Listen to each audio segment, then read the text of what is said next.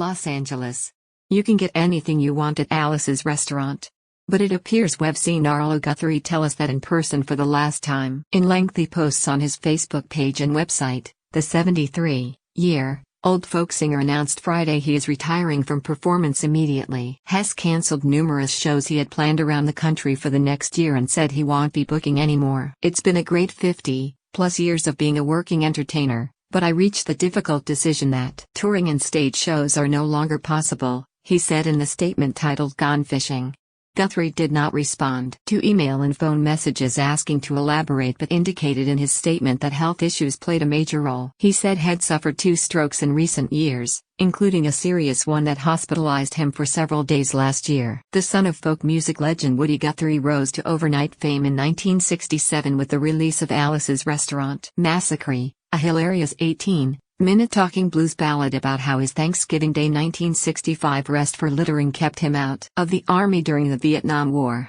As he picked a maddeningly memorable tune over and over on his acoustic guitar, Guthrie related how he'd mocked the local police chief who arrested him, appeared before a blind judge who couldn't see the photos submitted as evidence against him, and berated his draft board for concluding he wasn't moral enough to join the army and burn women and kids' houses and villages after being a litterbug. Has gone on to record more than 30 albums, write several children's books and occasionally appear in television shows and films, including playing himself in the 1969 movie Alice's Restaurant.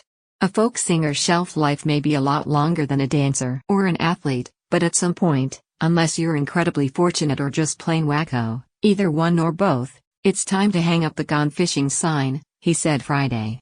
Guthrie, who frequently declined to play Alice's Restaurant Massacre for audiences over the years, had planned to perform it at next year's shows.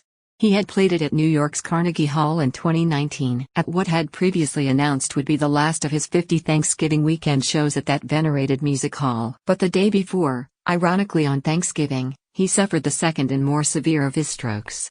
2 days later, he was in the hospital and later underwent several days of physical rehabilitation. By the next year, he was back on his feet and back on tour when the coronavirus pandemic struck. He estimated Friday had recovered about 80% of his health by then, but following months of idleness from the road, he decided it was time to stop. In July he released a new song, Stephen Foster's Hard Times Come Again No More, and indicated Friday that his retiring from the stage doesn't mean he'll go away completely. In fact, I hope to be a thorn in the side of a new administration pretty soon, he said in a veiled reference to President Donald Trump. 50 years later, Woodstock photos forgotten in filing cabinet are displayed for first time.